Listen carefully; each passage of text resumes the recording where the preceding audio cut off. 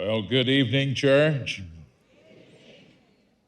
What an anticipated delight and privilege it is to be here with Pastor Tim and with the Times Square Church. I know you've been praying, as I've been praying, that God might speak to us this evening from His holy word. He's right, I do teach preachers at Baylor University down in Texas.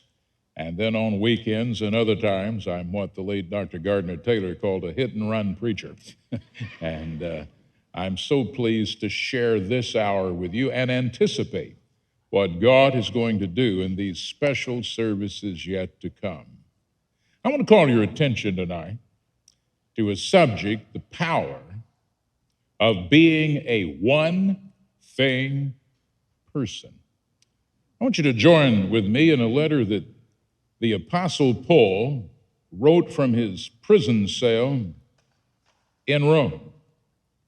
While he was in Rome, in prison, Epaphroditus brought him a gift from the church in Philippi, northern Greece, Macedonia. And this is a thank you letter.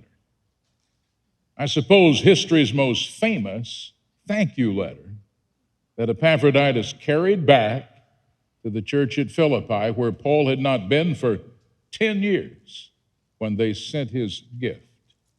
And in the first chapter of this, he writes to you about the power of being a one-thing person. Let's join Paul in verse 12 of chapter 1. I want you to know, beloved, that what has happened to me has actually helped to spread the gospel so that it's become known throughout the whole imperial guard and to everyone else that my imprisonment is for Christ. And most of the brothers and sisters, having been made confident in the Lord by my imprisonment, dare to speak the word with greater boldness and without fear. Now, some proclaim Christ from envy and rivalry, but others from goodwill. These proclaim Christ out of love, knowing that I've been put here for the defense of the gospel. And the others proclaim Christ out of selfish ambition, not sincerely, but intending to increase my sufferings and my imprisonment. Well, what does it matter? Just this, that Christ is proclaimed in every way, whether out of false motives or true, and in that I rejoice. Yea, I'll continue to rejoice, for I know that through your prayers and the help of the Spirit of Jesus Christ, this will turn out for my deliverance. It is my eager expectation and hope that I will not be put to shame in any way, but that by my speaking with all boldness, Christ will be exalted now as always in my body, whether by life or by death. And here it is, the power of being a one-thing person. For me, living is Christ, and dying is gain. Pray with me. Lord, eternal God, our triune God, Father, Son, and Holy Spirit, we have adored you and praised your holy name, exalted you and lifted you up as worthy of our praise.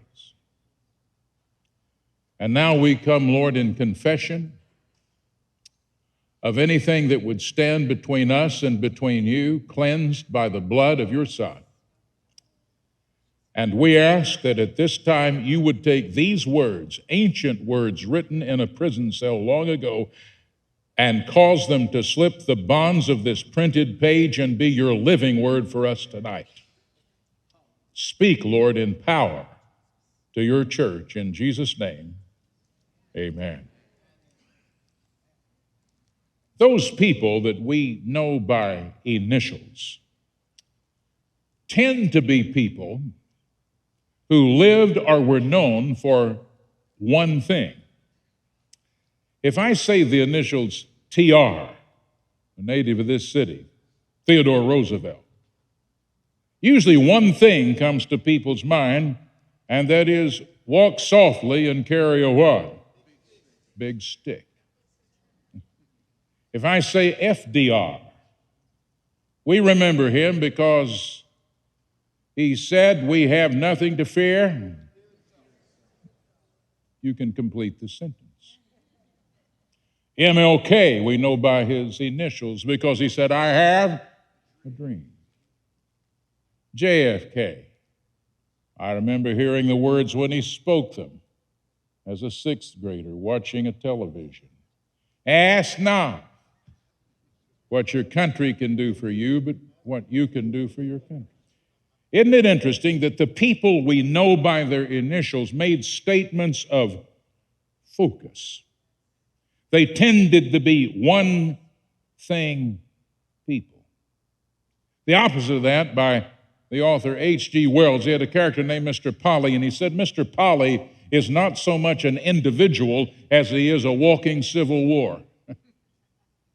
The gavel was not in anybody's hand in the parliament of his personality. There was no one thing, no North Star toward which his life navigated. Surely we could put alongside these other one thing people and this 21st verse of chapter 1 in Philippians, for me to live is Christ, and to die is gain, is the power of being a one thing person. We should never forget where Paul was when he wrote this. This was written from jail. Now, when you think of jail, don't even think of a city jail, a county jail, a state prison, or a federal prison. He was in a squalid, rancid place where he had to provide his own food and take care of himself in Rome in desperate circumstances. When he said, for me to live is Christ. Now, Paul spent at least 7 years of his missionary career in jail. I'm sure when the Philippians got word from Epaphroditus that Paul was in jail, they must have said, again? I was telling the elders before we came out here, if I were writing a letter from prison, chapter 1, verse 1 would be, get me out. And yet in the 4 letters he wrote from prison, Philippians, Ephesians, Colossians, Philemon, not one time did he say that. But he did give you the reason that he could triumph even where he was. For me to live is Christ, and to die is gain. It's interesting what people do with prison. You put an Adolf Hitler in prison.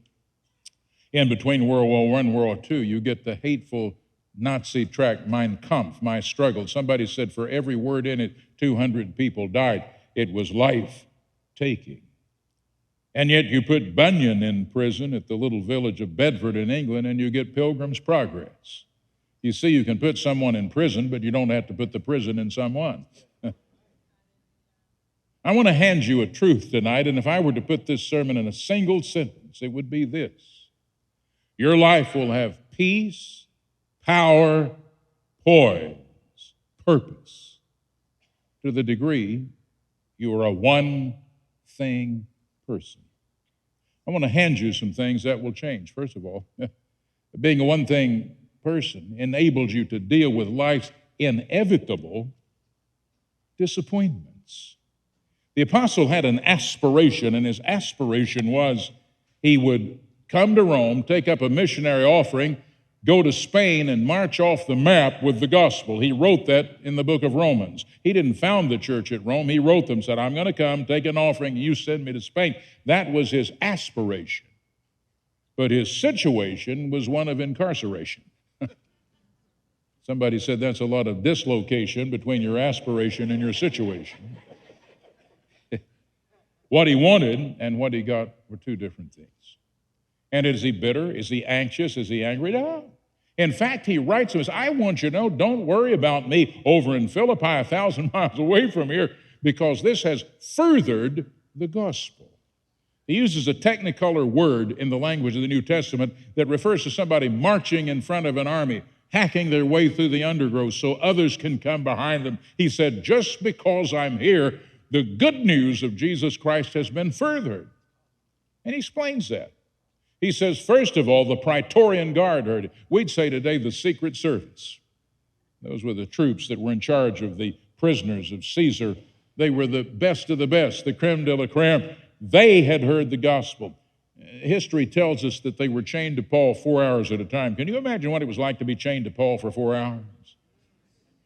You know, I expect Lepidus came to relieve Maxentius, and Max said, you better get ready, Lep. All this man talks about was being on a road one day to somewhere called Damascus, and he heard a voice saying, Saul, Saul, and he saw a light, and he lost his eye. And he says, now this man is raised from the dead. That's all he's talked about for 4 hours. Those chains became electric chains, transmitting the power of the gospel.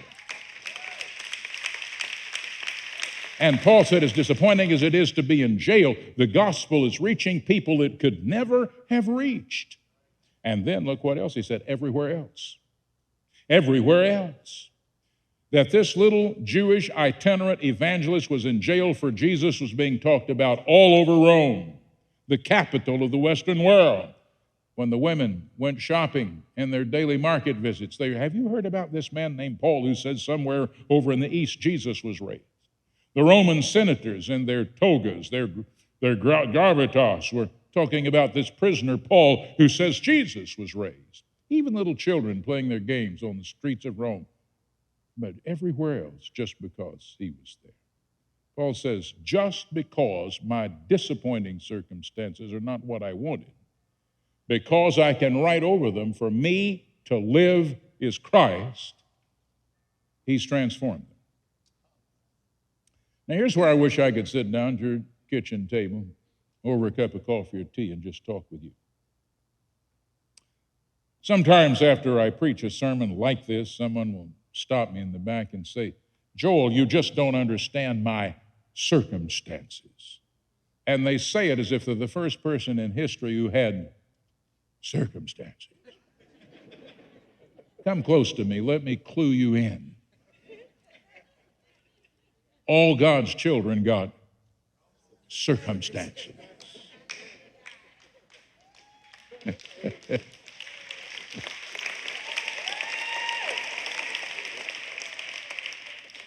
And the power of Christ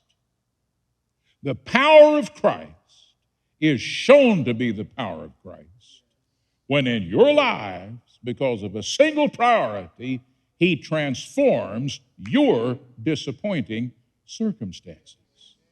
I don't know what they are. You don't know what mine are. You know, Shakespeare said, troubles seldom come as single sentrymen. When they come in battalions. Down in Texas, we say, when it rains, it pours. And life circumstances are like that. Trials of health lead to trials of wealth, lead to vocational trials, domestic trials, psychological trials. One thing fills into the other. Life has circumstances. And I know this in walking through Jesus. Sometimes I've been up, sometimes down, sometimes level with the ground to the degree you're a one-thing person. And you can say, for me to live is Christ. He, in the most mysterious way, transforms those disappointing circumstances for his sake. I think the pastor said I was teaching last few weeks in England. I was Oxford University, and the college where I was teaching has the couch, the divan, where the first modern foreign missionary went to be with the Lord. He died. William Carey was a missionary to India. And William Carey, on that couch in the 18th century, went to be with Jesus. I sat down on that couch, Pastor, because I remembered a story about William Carey. He was the first missionary in the whole world in the modern mission movement. He raised the money to ship a printing press from England to India. He translated the Bible from the indigenous language so that they could read it. And then one night a fire burnt down the press, burned up all his paper, and burned up his translation. He was shattered. He sent a telegram back to the pastor who was supporting him in the little British village of Kettering and said, all is lost. A month later, his pastor, Andrew Fuller, sent a word back to him. Carrie, that fire is the best thing that ever happened to you. It's taken your work off the back page of the London papers and put it on the front page. Now everybody wants to help you. And it was the beginning of everything good that happened to him when it looked like a disaster. I don't have the right or know what your difficult, disappointing circumstances are. But I've got a Christian lifetime of knowing if you hand them to him and write over it, for me to live is Christ. Amazing, transformative things can happen. But wait a minute, let's lean into this another way. Being a one-thing person enables you to endure life's difficult relationships. I'm preaching to somebody who gets up and goes to work because you work for a boss that seems to be born to give you trouble. I'm preaching to somebody for whom those relationships are under the roof where you are. What do you do about life's difficult relationships? Well, look what Paul says. Wouldn't it be enough to be in jail for Jesus? But on top of that, there were jealous, irritating other preachers preaching within earshot just to irritate Paul, to make his handcuffs cut into his wrist, his fetters cut into his ankle. Said just to irritate him. He said there's some who preach Christ out of goodwill, but some out of envy and rivalry. What a despicable thing to do. When I think about if I could have done anything to help the Apostle Paul, I'd give anything to do that, but here were people who were preaching just to irritate him. Well, we don't know who they were. Maybe they were the people called the Judaizers. Everywhere Paul told people about Jesus, they came behind him and said, you can't be a Christian until you become a Jew. That is, they added something else to the gospel. Or maybe they were the founders of the church at Rome. Paul didn't found the church. Maybe they were jealous when this famous theologian preacher showed up. Sometimes the green-eyed monster of jealousy can invade the church itself. Somebody said to dwell above with the saints in love, that'll be glory. To dwell below with some of the saints I know, that's a different story.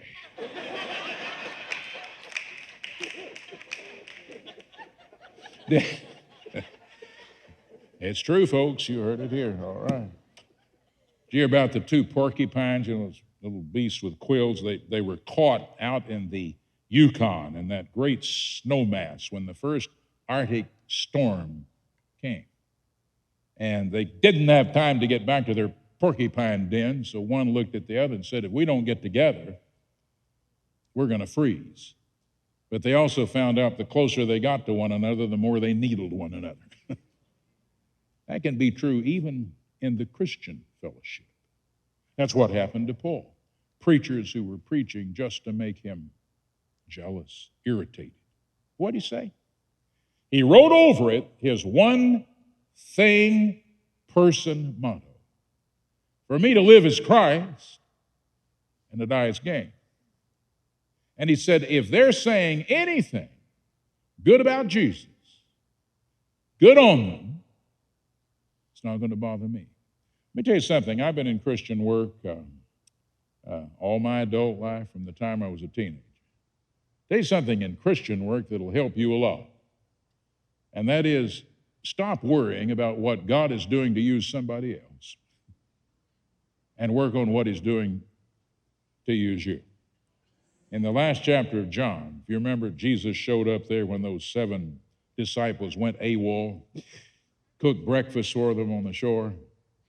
And when they got there and had fish with Jesus, Jesus was talking about Peter and he was talking about John. And he told Pete, said, Pete, when you were a young man, you went where you wanted to. When you're going to get old, they're going to take you where you don't want to go and they're going to execute you. Well, all of a sudden, John got worried and Pete got worried. And Pete looked at John and said, well, what's this man going to do? And Jesus said in a loose translation, what's it to you? You follow me. If you write over everything in the Christian life, in and out of the church, for me to live is Christ and measure relationships by that. It has a remarkable transformative power. Clarence McCartney was a preacher in another era. He told a story about some of those early would-be Atlantic navigators. Before Lindbergh flew across the Atlantic, a number of people tried to be the first person to cross the ocean without stopping. He told about one of those pilots that took off from on the East Coast trying to make it across the Atlantic in a tiny, primitive, fragile, single-engine plane. And he heard something gnawing under the cockpit. And he saw insulation falling off the wires in the floor of that tiny, primitive aircraft. And he came to deduce that it was a stowaway rat eating the insulation off the wires over the Atlantic. And he decided it's either going to be the rat or me. And he took the plane higher and higher and higher till they got up in an atmosphere where the rat fell out. Now, I'm tempted to say, is something gnawing on you? Somebody. Take it up higher and higher into an atmosphere where you have a single priority: for me to live is Christ.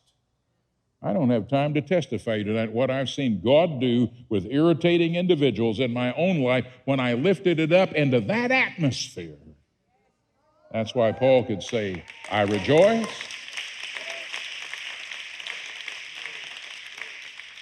and I will rejoice. A single priority transforms difficult relations. I didn't say it makes them go away, but it transforms them if you lift them up into his presence. Now, but the last thing I want to say is this. Being a one-thing person enables you to really embrace and even triumph over life's uncertainties. That's the big one here.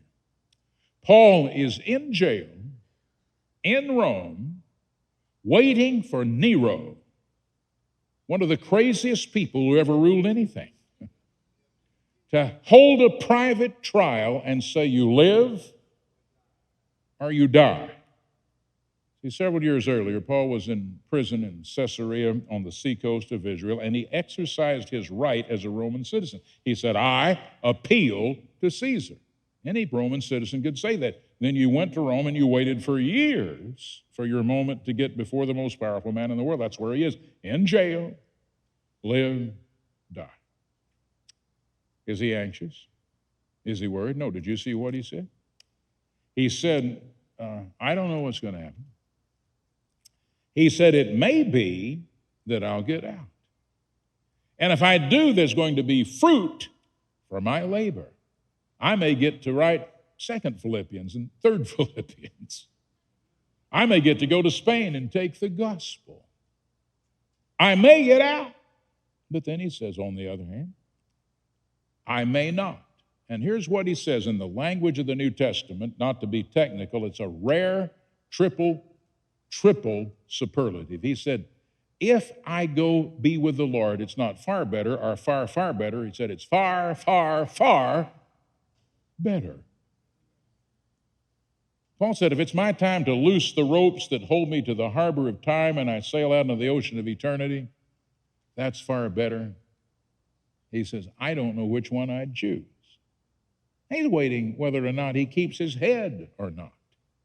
You know, if people don't know anything else about Shakespeare, they generally know one line from his play, Hamlet. Hamlet was a prince in Denmark. His father died taking a nap in the garden. A couple of months later, his mother married his father's brother, and then his father started appearing to Hamlet on the roof of the palace there in Denmark, saying, my brother killed me by pouring poison in my ear, and I want you to avenge me. His father's brother had married his mother. That's where the other famous line from that play comes from. There's something rotten in Denmark. Hamlet's in a mess. To be or what? See, you know that. You know Shakespeare, right? He doesn't know if he be, because if he be, it means living with the mess at the palace. But if he not be, he looks at the raw, red throat of death, judgment, and eternity. And he doesn't know whether he wants to be or not be. Paul turns him upside down. He says, if I be, I'm going to get to serve the Lord. Plant another church, write another letter, find another Timothy. If I not be, it's going to be with him immediately in glory forever. Church, the statistics on mortality are remarkably consistent. 1 out of 1. Unless you leave here like Enoch, who walked with God and was not, or like Elijah, who took off in a fiery chariot, it's been 1 out of 1. And you are not ready to live until you're ready to face this question. For me to live is Christ, and to die is gain. I don't know how it happened, but church history tells us, tradition, sooner or later, after the last chapter of the book of Acts, one of those Roman guards came to that underground prison and lifted up the iron grate under which Paul lived in the darkness. I'd like to think that guard had become a believer. He said, Brother Paul, the word has come down from Nero. I hate to tell you what I've got to tell you. I think Paul blinked back that bright Mediterranean sun and said, Max, I've told you for me to live is Christ and to die is gain. They took the man who wrote 13 letters in your New Testament, bound him and took him out the south gate of Rome. You can still go there, walk on the same cobblestones. Laid him down, and there was a Roman with a long axe at the end of a long pole. I wonder if he said to Paul, face up or face down? I think Paul said, face up. Said, you want something over your head? No, eyes wide open. And for a moment, it was the light of the sun on the blade of that axe. But in the next moment, it was the light of God in the face of the Lord Jesus Christ.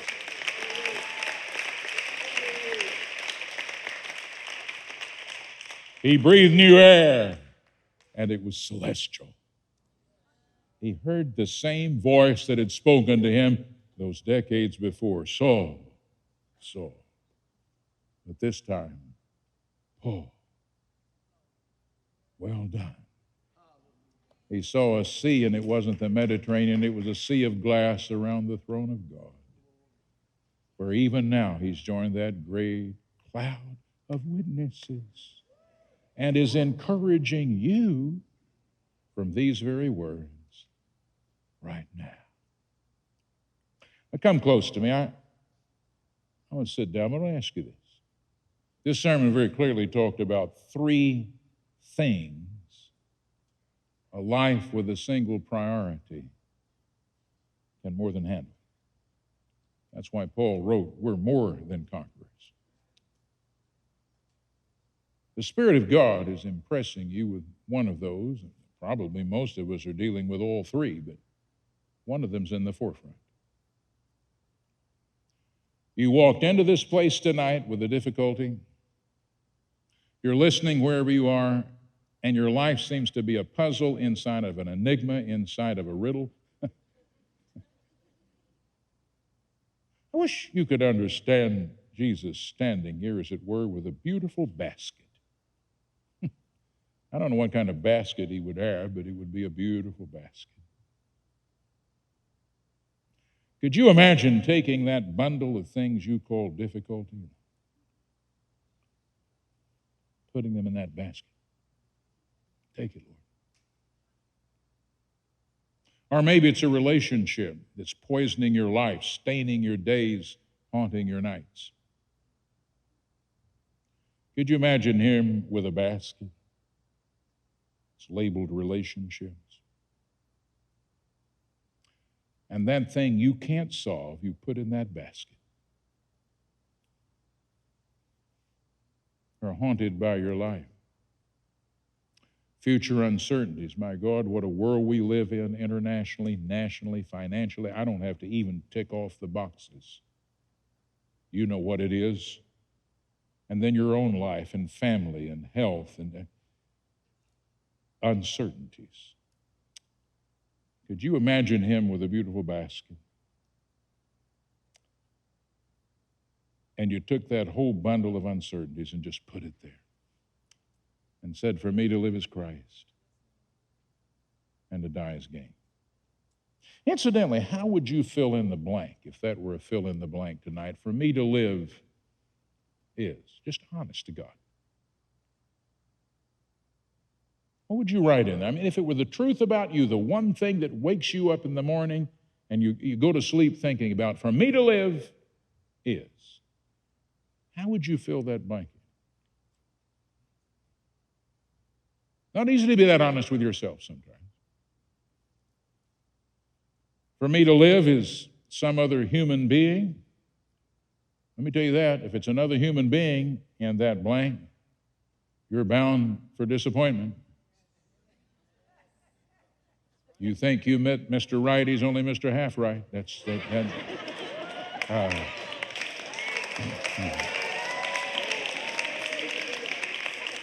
No human being can fill that blank. For me to live is my career, my degree, what would you put there if it's other than Christ? There's an opportunity for you tonight to put his name there if you couldn't honestly put his name there. I want you to understand clearly the basics of how Philippians 1:21 becomes something for you as a one-thing person. Paul wrote elsewhere in the book of Romans, how that happens is near you, it's even on the tip of your tongue. If you will confess that Jesus Christ is Lord and believe in your heart that God raised him from the dead. I don't mean theoretically. He was really dead from the top of his head to the tip of his toe, eyes closed in death, hands stiff in death, tongue still in death, body cold in death. And yet on that first Easter morning, those hands reached out, those eyes opened, those feet walked, and he came back to life. And if you'll confess he's Lord and believe in your heart that God raised him from the dead, you'll be saved. It's a beautiful word. Word means rescued. It means made whole. Let me tell you this. I don't have a ghost of a chance without that. I'm a preacher, preach all over the place. I don't have a ghost of a chance without that truth. I go to a lot of conventions, and one thing they do in so many of them are those crack and peel labels. You know what I'm talking about? They write your name on it, put it on here, you take it off, you stick it, and I leave it on and wear it back to the hotel, and they say. I had a funny thought in one of those conventions. What if instead of my name, they wrote on that my sin? Well, we walked up to one another and said, well, how are you, hateful? Well, I'm doing okay, Lusty.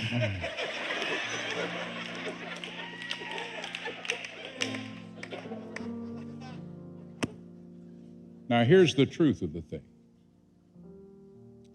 When Jesus Christ bled to death on that cross, every one of us come by and take those labels off and put on him. What it means to be saved, redeemed, born again, however you want to call it, is that you came to that cross, took all the labels on you, and put them on him. And beyond here or here tonight, there's one somebody you, for whom that's true.